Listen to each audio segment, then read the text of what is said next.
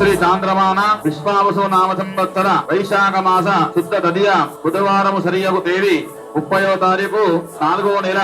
2025 రోజున ఉదయము 10:04 బ్రహ్మశ్రీ వేద ముహూర్తులైన విష్ణు బ్రాహ్మణోత్తరం నిర్ణయించబడిన